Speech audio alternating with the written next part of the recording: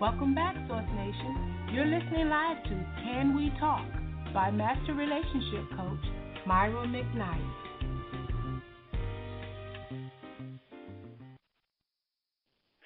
Okay, this is Myra McKnight with Can We Talk, and as I promised you before, I was going to have an amazing guest on my show, which I admire tremendously and what he is doing. This is the CEO and founder of Boys to Men of Honor, and which is an amazing organization, which is a nonprofit, where they help young men in the path to manhood. So as I promised, my guest, Mr. Gregory Vann, is in the studio with me. Mr. Gregory Vann? Yes. Okay, sir. Thank you very much for coming to have a conversation with me regarding your amazing nonprofit organization. And what I like to do, sir, is to give you an opportunity to tell our listening audience about this amazing organization, Boys to Men of Honor. Yes, with pleasure. First of all, Ms. Myra, I'd like to thank you for having us on your show to share with the public exactly what it is that we're doing out here to help these young boys, these at-risk youth in our community. We started in 2009. We launched Boys to Men of Honor, which we are now out here building a strong community of a successful path to manhood for these young boys in our community. So we've been out here. We work with all the boys at the Boys and Girls Club here in Rockdale County, and we also work with the boys in the Department of Juvenile Justice. And we have 60 boys that actually come out every Friday out of the community to our local gym, which is JP Carr Gym, from 6 to 10 o'clock, where these single mothers can actually drop their boys off, and these boys can actually be with some men. That's Greggy, that's just totally amazing, and I really want to push what you are doing, and I truly admire you for that. And it kind of brings me back a little bit, being married before and then becoming a divorcee. I have, one son. And I remember my son growing up, and as a single mom at that time, I didn't have anybody that I could, because at some point you got to turn them over to a man because they... you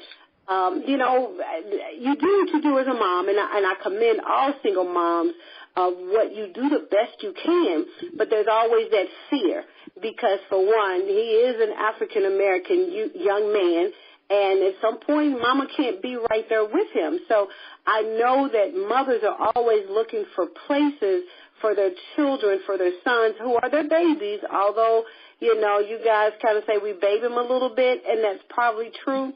They're always looking, where can we send our son to help him, to help us, to make him a better man as he grow up. And, what you're doing is wonderful, actually, and it's well needed. And I know you know that. That's why you started the organization.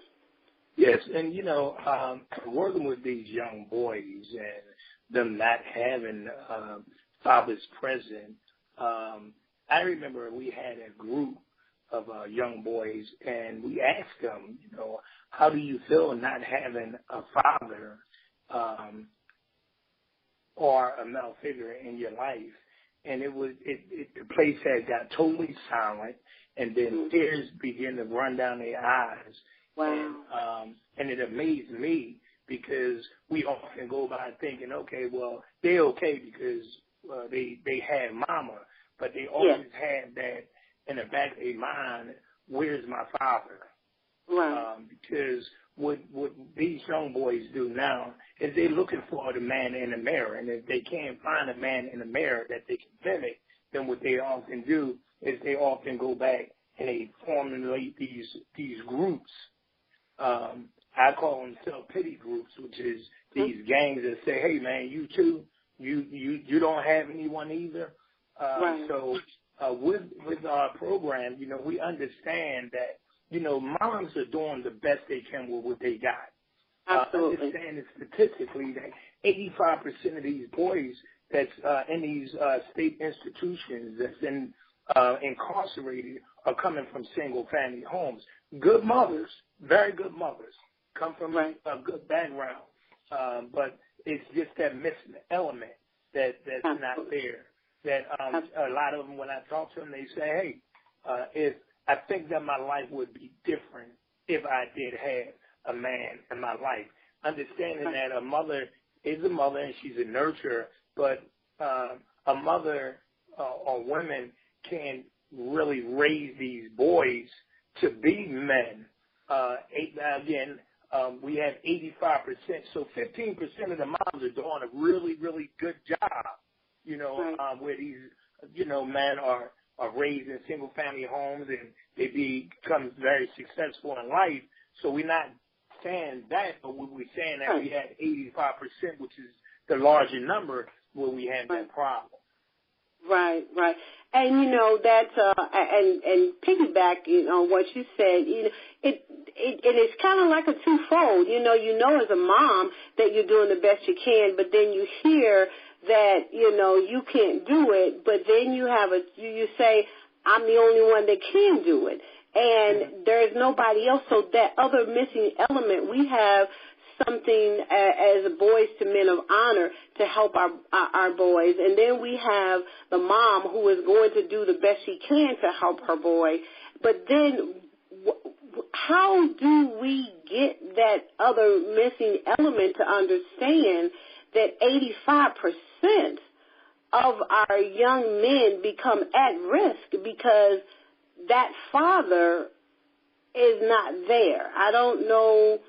I do know mom's doing her best, and then we have organizations such as your amazing organization here, but that dad, or are they mostly just gone to a different family, or they are incarcerated? What have you found, Gregory, that kind of, I just kind of wonder, how do we get them back to help our boys?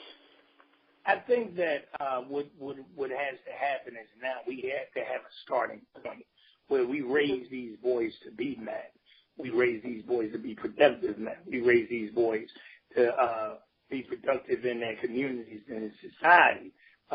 So we have to start there. And what we have to do as men, as mentors, as educators in their lives, is be there. And every part of their life. The one thing that we did when we started this organization, and when I do go out looking, fishing for men, is asking them for commitment. See, that commitment is there.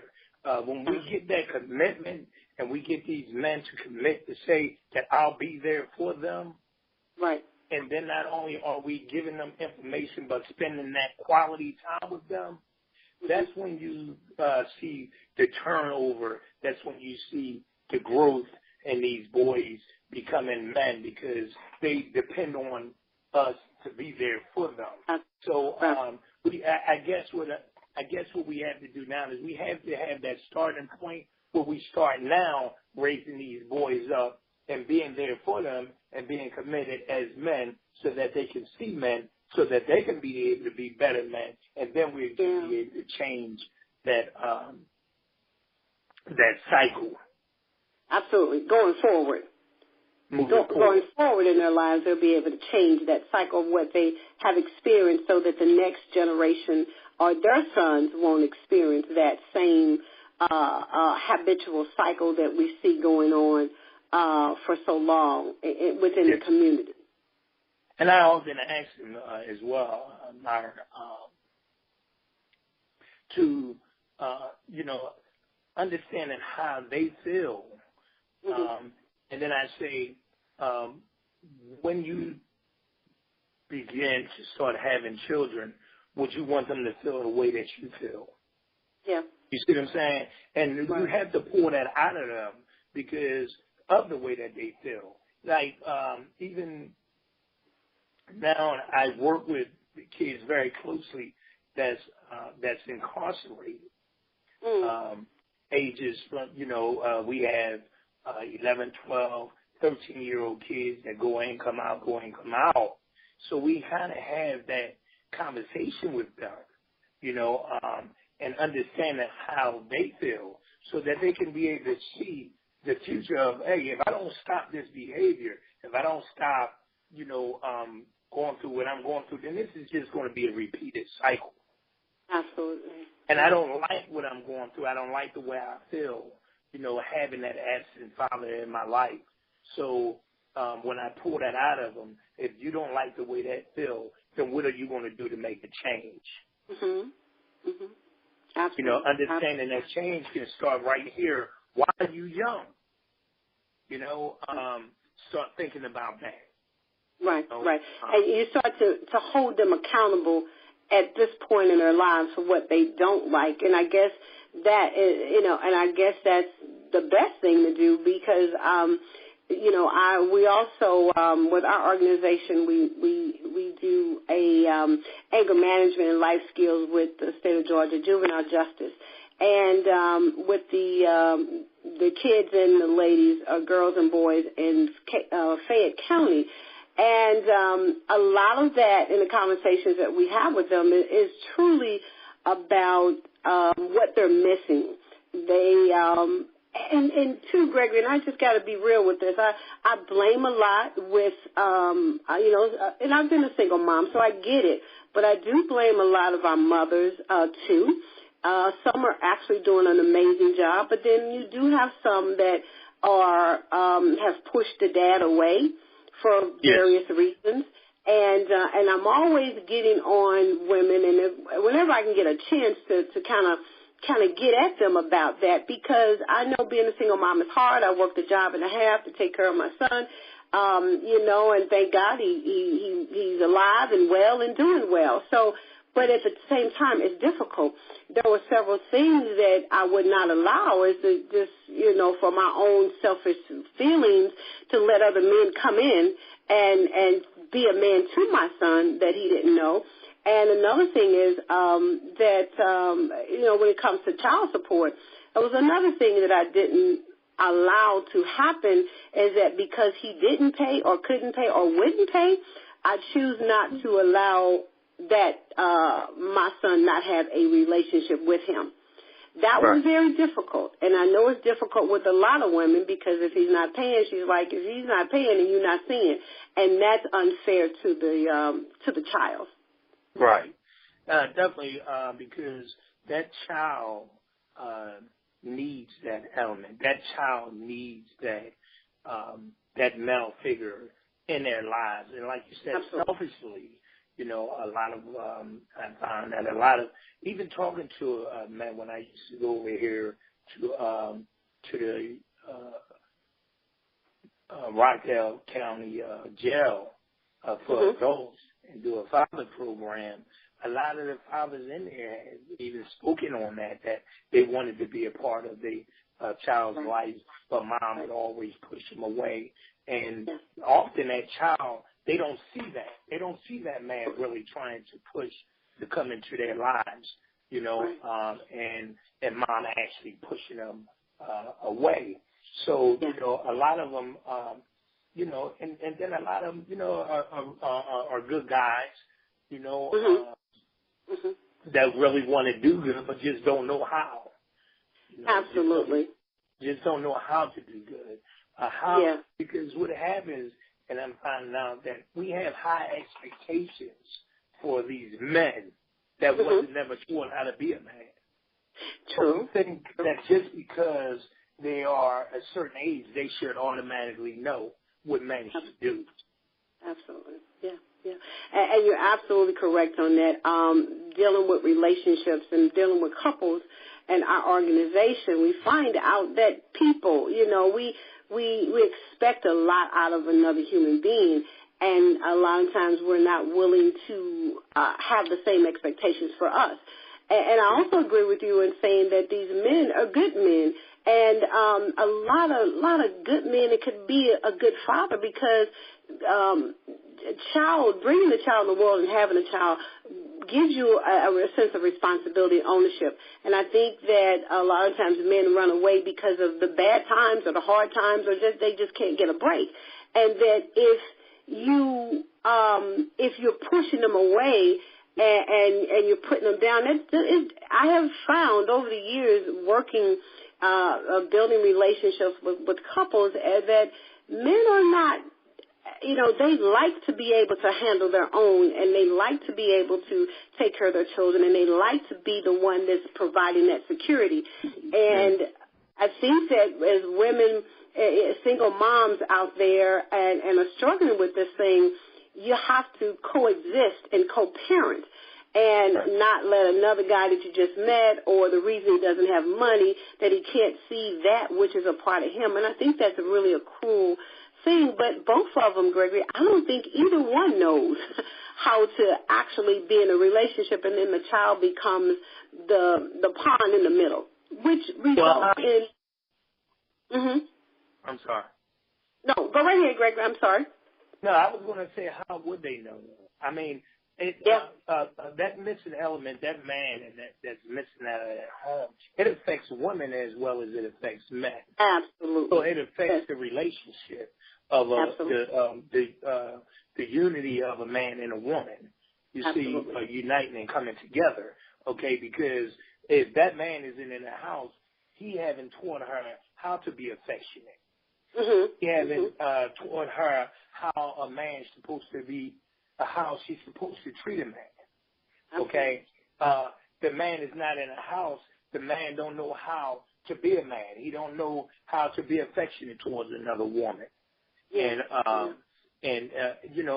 understanding that women, can be very emotional beings. Not understanding that, but always watching mama and expecting mama, because mama took the trash out. Mama paid the bills. Mama, she did everything. She was the central woman. You see, and didn't see, and dad wasn't there. So now when we become adults and we get married, we lay back and we really think that this woman is supposed to do everything because that's all we seen mama do. Okay? Then you have the woman that comes in and she gets with a man. She don't know how to be affectionate. She don't know how to cater to his needs. She don't know because she's so used to being that strong woman and seeing her mom being independent. Right. So a lot of times they look at these men as they little brothers, as boys. And they treat them like that. They treat them like they was that little brother, and not being sympathetic to what it is to being a man. And being a black man myself, I tell you, it wasn't no easy task, no easy walk. It was, me having to go out there, and even when the door is closed on me, stand at the door and continue to knock until that door opened up for me. But if I didn't have a man in my life, I wouldn't have known that door can actually open. I would have walked away as well. Absolutely. Because that gave you what you needed. That gave you that backing, that support, that you just keep going, you keep going, and you keep going. And all of us need that. And truly the man who is, we put the pressure on that man to be that man. And then that pressure just trickles down to our young men. And some of them are just afraid of the responsibilities that they have to encounter, as well as at the end of the day, the racism and other things, and being at risk. And can you walk down the street? Can you drive a car? Can you walk in the store? So it's a lot that, we all, even as a culture, have to deal with. But at the same time, I believe that our black men are just targeted, unfortunately. And even if you haven't been targeted, you can't help but feel that day will come at some point. So it's what I'd like to ask you about, Gregory, is your model. And I was looking at the model of your spiritual, your physical, your intellectual, and your social. Tell me why that is the better model for the young boys that you're raising up to begin a successful path today? Because that's the whole man. That makes up the whole man. You know, spiritual development, you have to have a relationship with God. Okay, here's why I say that. I want to love, but I don't know how to love. Mm-hmm. But then when I begin to love God, God is love. So he teaches me how to love. You see, I have to be able to, so that's the spiritual aspect of it, is that I have, I'm being accountable. You know, I have that fear of God in my life. So therefore, and then I have that trust in God in my life.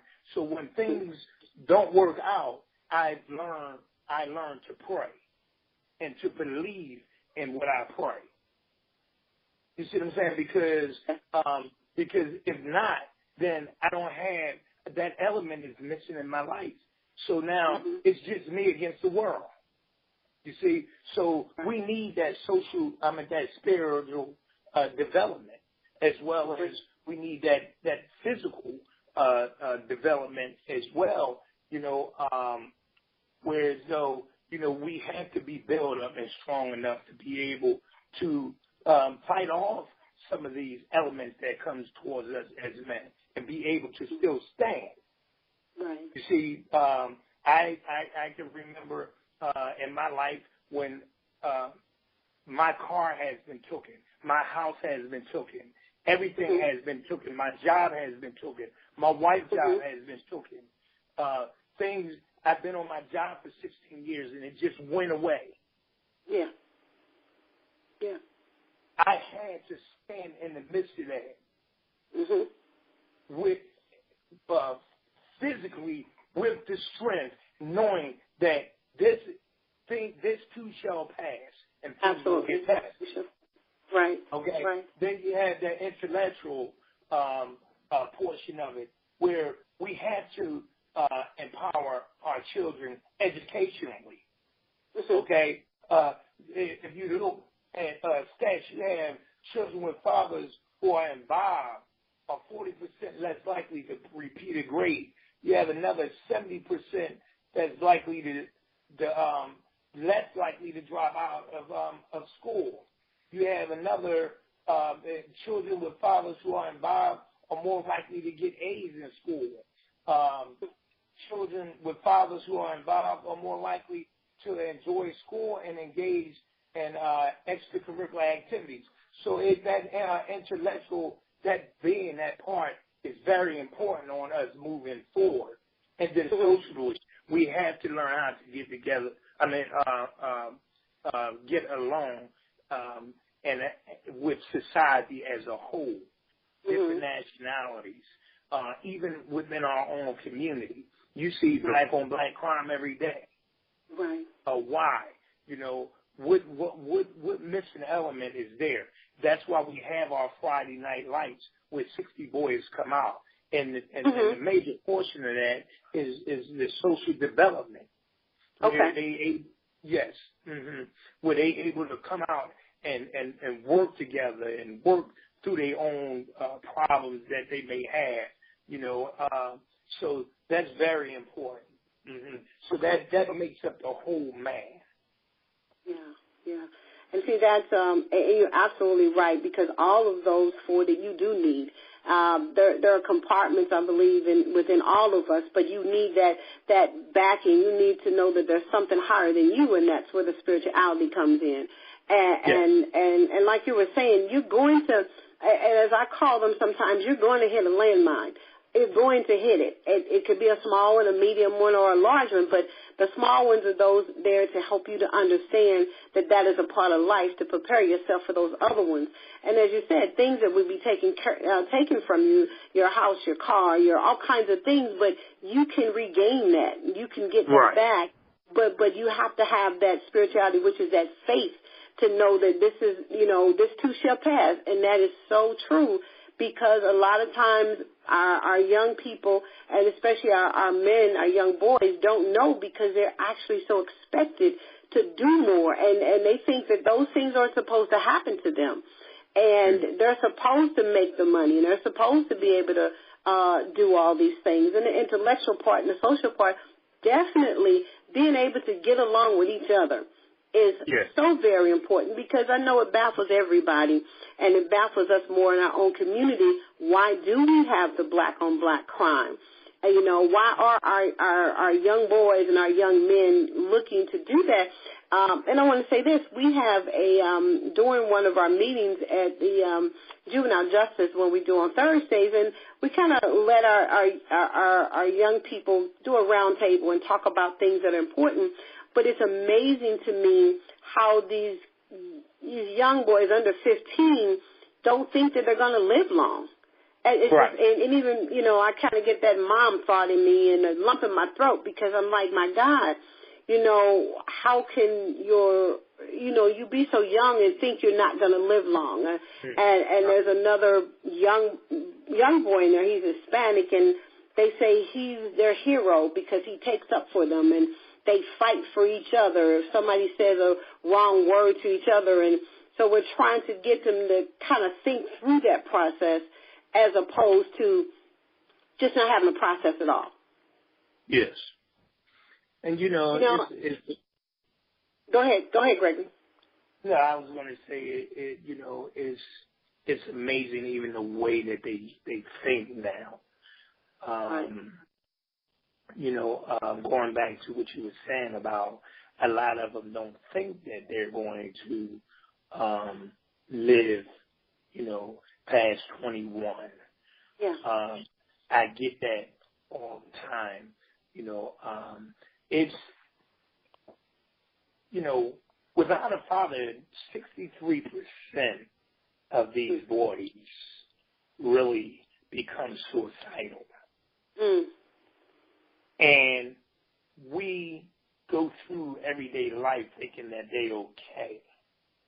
Yes. But it's so much that's going on behind the scenes that if we don't get involved with our children as parents, it will pass us by. We would think that they're okay.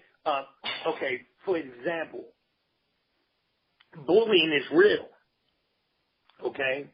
I remember, so what bullying is doing is making a lot of our good kids be bad kids. Yes. And making them make bad choices and decisions because of the fear of bullying. Right. Okay? So a lot of times we often think, even when we start talking about going into our school system, that's an incubator where a lot of our kids are being bullied and being targeted. And absolutely. So what I'm saying is that you don't understand a lot of why is my Billy that's coming from a good home, why is he acting out like this? Why is he being this way? That's not how we raised him. Right. When we take him and put him we can have a good home, but put him in a polluted environment. Absolutely. That's right? so true. Yeah. Yeah. So wow. We put him in this polluted environment, and we tell him, now go ahead and work it the way that we taught you from out of our home. We want you to be respectful, but the people on the outside aren't respectful more. Like that. Say yes and thank you and no ma'am and yes ma'am. Well, they're not doing that on the outside of the right. house. Right. Like they used to. Yeah. So I had to be, in order for me to be able to survive in this environment, this is how I had to be. Right. See, so you have good kids coming from out of a good home, and then as soon as they get outside of the house, they digging in a tree grabbing their gun. See, and you know what, Gregory, you are God, you're so on target on that, because I get angry a lot. I'm just kind of this mindset justice person. I hate injustice to people, and then I try to tell parents that don't think that your child won't. And that's an unfortunate mindset that some parents have, especially coming from a better neighborhood. They think my child won't, especially girls. My girl won't do that. And yeah, she's doing that behind the back at the school. And I say that I don't think that parents understand the jungle that they get up, they make their kids get up to go to every day. Their school, because it didn't used to be this way, Gregory, but now we wake our kids up to go to school, but they're actually going to a jungle. The girls are fighting the boys off. The boys are fighting each other. Stuff is going on in school that shouldn't go on in school. And another thing that upsets me is that, we try to get into some of the schools to talk to them, but if you have been, if you've come out of jail, or you're a rapper, or you got this other kind of status quo, you can walk into a school and talk to the kids. But if you're a person that's trying to get them to move themselves in a better position that's going to benefit them for their life, you got to go through all kind of hoops and jumps and paperwork and red tapes and all kinds of things. But let, T.I. or somebody come, the door is open for you to talk to the kids, and be it him or anybody else. So I just kind of think the adults are expecting something from the kids, but the adults aren't doing those things that are going to actually help these kids to make it socially outside of the quorums, of school. And that school environment can be a hell of a place for our kids. And between that, social media, and then parents thinking that, they went to school today, that's okay. They're upstairs, that's okay. But then that's another whole world that you're missing because you don't know what's going on in either space. Mm. And, I found that,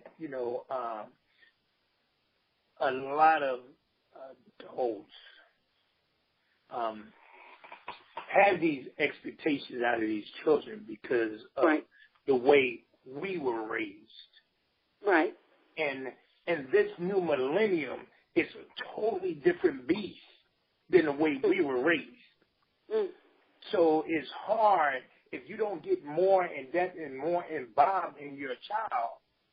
It's hard to expect for them to live the way that you used to live. Absolutely. Because like you said, you have social media. You have where they can get on and the WWW, the World Wide Web, which a lot of times they get caught in that web. So like that inky beaky spider comes down and gets them, and once they get caught in that web, it's hard for them to get out. It is. Right? So, and I said the inky beaky spider is because that's why they call it the World Wide Web, because if you get involved in the wrong thing, it can bind you up and tangle you up to the point where you can't get out. Right. Then you have the mindset change now because your Snoop Doggy Dogg and T.I. and Future and all of them, they became your Martin Luther Kings and your Malcolm X's and all these other guys. These are the guys that they're listening to. When you're at home trying to tell them the right thing to do, they got this stuff plugged in their ear. Right. Yeah. Right? And it says, whatever is in a man's heart, so is he. So if they listen to their counselors, which is these rappers, and they listen to them enough, then they become who they say that they are. Yeah. Wow. Right? So now we have a whole different mindset. That's why respect went out the window, because everything that you listen to now has cuss words in it. So they don't even know. They can't even distinguish the difference now because everybody is doing it. So everybody's doing it. And it's okay. It's acceptable. It's okay. Right. Yeah. Yeah, and the girls accept calling the B word and the H word, and it's no big deal. And they get to the point to call each other that. It's no big deal. And then boys will hop up and they, you know, I've heard some mothers where they say the boys will call them that. So it becomes a vicious cycle that they begin to internalize. But it is amazing that, you know, you have such an amazing program, but, you know, it's kind of like, where's the cavalry? Where, I don't understand that these things are able to go on, and I know they down Chicago a lot about the black-on-black crimes, and you got a lot of the politicians of different persuasions, you know, talk about the black-on-black crimes and the African-American boys and growing up and that kind of thing, as if we are, you know, some type of entity from somewhere else. But it all starts at home, and we all know that, between our home and our churches, and then we go into our schools, and you're absolutely correct. It used to be please, thank you, no ma'am, yes ma'am. Even if they don't say no ma'am, yes ma'am, I know that's kind of old, but the please and the thank you, the appreciation of that, and it just kind of baffles me. But another thing, Gregory, that baffles me that I definitely want to point out as well, it's not all the black boys in the ghetto or the at-risk or the urban neighborhoods. You have, and I don't know if you've run across some of these, I'm quite sure you have, yes, some of the boys that are in the suburbs. Parents are making six figures, and these boys, they're able to give their young boys everything. We were mentoring some brothers, and I asked them a question about, your dad's always busy, he's always busy, always busy. And I said, now, he would take them out and buy them $200 and $300 shoes. And I asked these young boys, I said, what would you rather have, the $200, $300 tennis shoes, or would you rather have your dad with you more often? And both of those boys, Gregory, said, I'd rather have my dad than the tennis shoes. And these kids come from a great neighborhood, both parents making six figures. And they came into our organization to be mentored on the 6-week program we were doing just individually. And that's what they want. And I don't understand why we can't get it through to our parents, to our dads and our moms, to help them understand, you know, when the child acts out because you didn't wash the dishes or you didn't do your chores or whatever, we are asking our children to do something, to behave and to be a particular way within expectations, but the adults are not doing it. Right. You know, we often see a lot of that, and it's sad. Yeah. You know, because they'd rather be with their dad. Right. You know, they'd rather have their dad throw a football. Some of these boys can't even catch a basketball.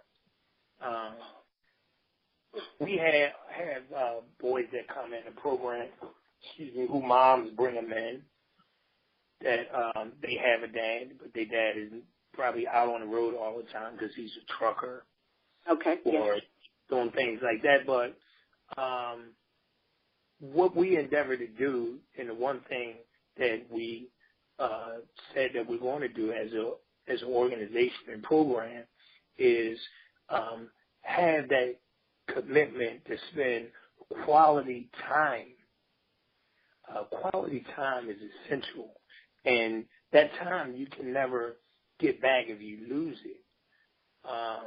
And because a lot of times these boys don't have that, this is a lot of the behavior that we see is actually crying out. I don't know how to tell a person how I feel, so what I'll do is I'll act out on how I feel. Right. You see, because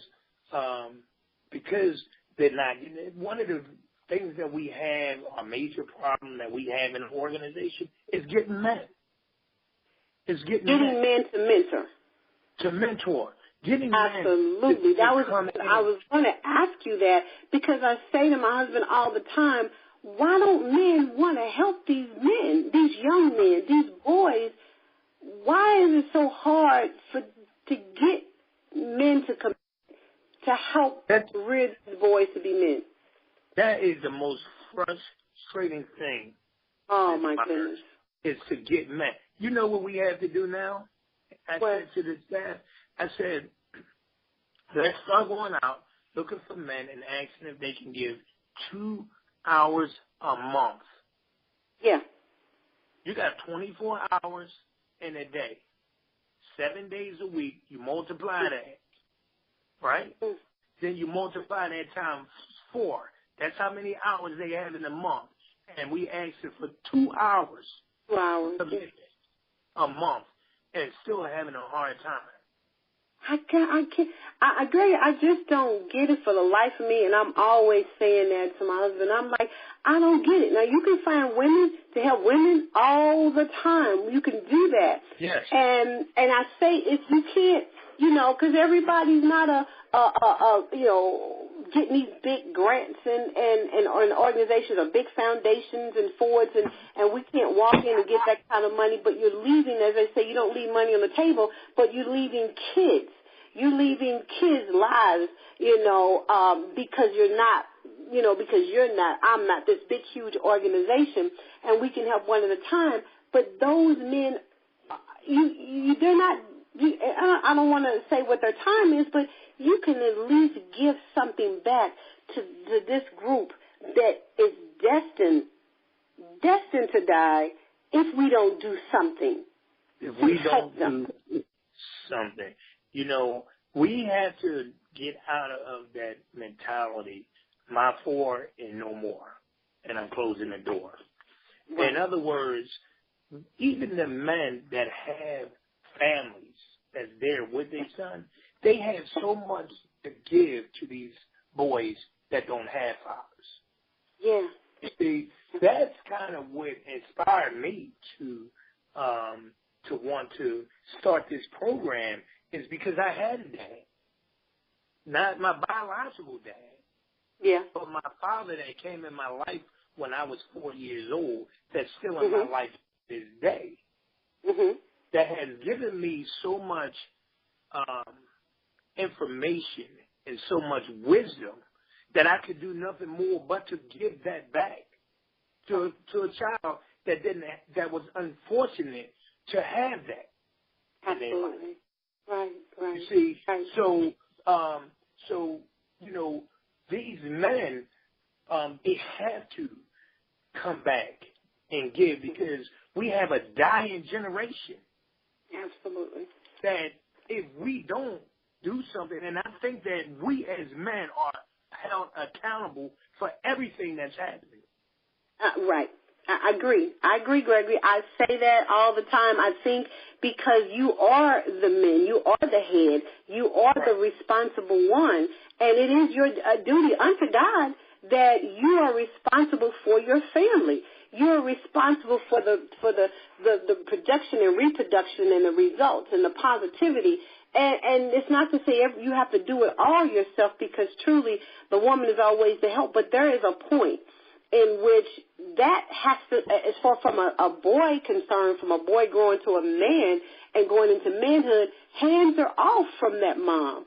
There's only so much you can do. The hands are off. You can't do, because then I had to realize as well, he's not just your baby boy, and it's difficult for a woman to begin to shift, to make that mental shift of realizing that he's crossed over into a different dimension of manhood that we really can't control or do anything about. So having to begin to treat him as a man and not as a boy, we have, even us as women, I had to learn that, and because you will treat him differently when he's 17, 16, 17 years old, but I'm going to still treat him the same. Right. Because he's, to me, still my baby boy. He's still my child. And us as women have to come to understanding that he has crossed over into a different dimension. He needs that other part that is not an unnatural part. That is a natural part that those young boys need, is another man to carry them on through. Karen, yes. Mm-hmm. And we got to get, go ahead, Gregory. I'm sorry. No, because I find that even when we're working with these boys and we get these boys to a certain point, then here comes mom thinking that he's okay, and then she starts pulling him away from the program. She starts pulling at it. He missed this day. Now he missed a week. Now he missed a month. Now he missed 2 months. Now he missed 3 months. Now he missed 6 months. And now you're coming back to us for us to go to court. Go to court, absolutely. And vouch for your son that has not been in our program. Right, or talk to him because he's getting wayward and all these other things, absolutely. Right, but when we had that formulated relationship with them, and we were beginning to formulate a bond with them, because, see, what I found, Ms. Myra, is that with our program, we begin to, first they come out and they learn, of the program and really, sort of kind of letting themselves, letting them be themselves. So, they kind of hold that to themselves. They won't let you into that area that really bothers them because they can't trust you, right? So they don't trust us as men. But the more they come, the more they see, when we go out, we give young boys a job in the community, and they come back and they talking about it. We go to the school and support their single mother so their mother don't have to stand in the school by herself. There's a man there that can help her. When they go to court, she's not in court by herself, but there's a man there that the court system answers to. So, but then when they start seeing that, that's when they start, being able to breathe again and say, okay, now I have a man in my life. But then what happens is then mama start pulling them away. Yeah. And the one thing I tell them, I say, when you bring them, make sure that child is committed to the program. I don't care if he say that he don't. See, our women are giving our boys too many choices of things that being able to choose what they want when you know what they need. You see what I'm saying? Like, that they need life skills. That they need, conflict resolution or anger management classes. But then you ask them, do you want to go? Do you want to be a part of that? If he's not familiar with the program, of course he's going to say no. Because why are you taking me out of my room from playing my game and taking me out of my element and asking me if I want to be a part of this? And that's that manipulation of a child, and that's that acceptance of being a mother. Don't force him. He's not doing anything wrong. He's okay. He's not doing anything. And as a mom, and I guess and that's where we don't get it. Because the dad will come in and says, "No, you going," and the young boy will respect that dad, and he'll get up and go. Our mothers are being manipulated by our sons because they know mama. They know mama's going to let them just, not do. And if I tell my mama I don't want her, she don't make me. And they understand that. But they do know, and coming up, we know if the man, if dad, or whoever the dad is come up in there and say what you're not going to do, you're not going to do it. Right. It was just that simple, and that's what those boys need in their lives. But it's a lot, Gregory, to do, and I'm telling you what you have, and you can do it because men can do it. We just have to continue to pray and seek and almost just put it out there that more men need to come and be a part of growing more men. And in our lives, in our cities, in our communities, so that they can become not the problem of the society, but the solution to the problems in the society. And what we're requesting, or what we're asking for our young boys to become is not hard, and it's not a lot, and it doesn't take but an hour, 2 hours of your time. And for all of those that are out there in the audience, you know a single mom, you know a child who doesn't have a dad, you understand that very well, and some of us probably understand the fact of not having a dad around, and you know how that feels. And today, society is not the time to walk away from these young boys at all. Truly the young girls as well, but definitely not a time to walk away from the young boys. It's, what we see out here now is the setup for them. And we could stop it, actually. We can make a huge impact, but it's going to take some people that are not selfish and self-centered, and people that don't figure that I got mine and I'm okay, because I say all the time, Gregory, you know, it could be your child. Easily.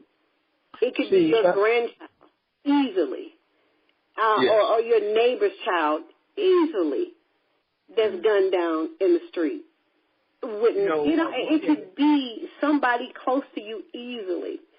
So, Gregory, you got a lot that you're doing, and I'm telling you, it has been a amazing time with you, talking about the needs of the community, talking about the needs of our family, the needs of our young boys to men of honor, and that is just an amazing title on its own. I want you to tell our listening audience, Gregory, what they could do for Boys to Men of Honor to help them to continue building a successful path to manhood. Definitely, Myra, and I thank you. But we definitely need support. We need these programs. We don't need these programs to go away. We need to expand these programs. And from my era of coming up, I remember when we used to say it takes the village. So it's going to take all of us. It's going to take our neighbors. It's going to take, the man down the street to come and get involved in what it is that we're doing. And, Myra, we've been doing this with absolutely no money coming from out of our pockets, just, making sure that we continue to exist and don't go away. So we would need, even financial support to help support us in this program. Again, on Friday nights, when we're there, we allow the kids to play board games and play video games where they can have, Xbox. And a lot of our equipment is outdated. So we need more updated equipment so that we can continue with our socialization with our kids, so that they can continue to have a safe environment that they can come to, and these mothers can have, that quality time that they need to themselves. And then we also need, people that actually get involved. We need educators to come out of your educator, get involved in what we're doing. Come out, teach one of our classes that we have at our youth center. We can never get enough educators, because what we want to do is we want to make sure that we are impacting our community, and that when these kids go into this, into our character building youth center, that they come in one way and come out a totally different being that will be a law-abiding citizen in our community, that you wouldn't mind being your neighbor. So we are looking for educators as well as, gifts in kind. You can send your gifts to us through mail by sending it to 1475 Klondike Road. That's Conyers, Georgia, 30094, Suite 108. So however you can get involved. You can go to our website at www.b2mh.org to get more information on our organization. get more insight. And then you can also become a friend of ours on Facebook, where you can actually see where we are impacting, and you can visually see how we impact in our community. So please, just get involved. We need men. We're calling on all men. We asking for 2 hours a month. If you can give us 2 hours a month, that would be great. That would change a child's life. We can't do it all, but together we can. Absolutely. Wow. Well, Gregg, I'm going to at some point get some more information from you. We have men, we have couples in our organization. I do understand what you're saying about you put your own money in. We understand that, but we all know the goal and what's our goal in mind and what's in our heart, and God knows that as well. But I'm going to get some information and find some men. Two, I'm going to talk to one, that's my husband, and see if they can do something that is going to something, because the more men these young boys see, that makes an impact. That right there makes an impact on them. It's kind of like the cavalry coming, when they see men of a father statue coming in to talk to them, to assist them, to encourage them, to inspire them. So we're going to get this going for sure, and I'm going to do what I can on my side, my platform, to get more of the word out for you, because we have a lot of single moms, and I do understand that moms work a job and another job and they're tired. I do understand, and it shouldn't be this way, that moms some of these boys are babysitting their little baby brothers and sisters, so their life is being taken away because now they're substituting as the man of the household. That is not the way that goes, and that's a concern as well. So we're going to help get the word out through my organization and any other platform that I'm on, Gregory, to get some men out for you. To help at least that 2 hours a month or so, or whatever they can do, monetarily wise or however. Okay, and it has been an amazing time to have you on our show here, Source Nation. Have this conversation with me on Can We Talk, and I look forward to us having a dialogue again. I also look forward to having you come also on the show again, where you can take some questions of some single moms that might want to get a little bit more information or find out a little bit more from you and where they are in raising their boys to men. Okay? Yes, thank you, Ms. Myra, for having us on your show. I had an amazing time, and I'm looking forward to coming on the show and whenever you invite us, we'll be right there. Okay. Well, you know what? I'm going to do just that, and I look forward to it so much, Gregory. So I thank you again for being a guest on Can We Talk, and we will talk to you soon. Appreciate you. Okay. Have a great day. Thank you. Have a great day. Okay. Thank you very much, Source Nation family, for allowing me to enter into your space today. This is Myra McKnight on Can We Talk, and my guest I just had was Gregory Vann, who is the CEO and founder of Boys to Men of Honor, which is an organization on building a successful path to manhood. This organization has a clarion call, a 911 call for the community to help them. They need help in mentoring and encouraging our young at-risk boys to get them to a status of manhood. These are young boys right now. They're very impressionable. These are boys who don't have babies right now. These are boys who have not been incarcerated right now. And some are in the juvenile center system. But at the end of the day, they are human beings, and they were young boys at risk, and they need help. And we need adults to step up to the plate to help these young kids, and we need mothers to understand that, for me being a single mom at one time in my life, to understand that it's only so far we can go. We can do the best we can nurture them, but then God has a shift that comes in all men's lives when they go from a boy to a man, and at that point, we can do good and we can pat ourselves on the back forever, and no one can take that from us. But at the end of the day, our boys need a man to talk to, a man that's there, physically there, not just what he sees on TV, if he even sees that. So, again, I'm doing what I know to do, is a clarion call to everyone out there that has a young boy, knows one down the street, or has a grandchild, or a single mom that has a child.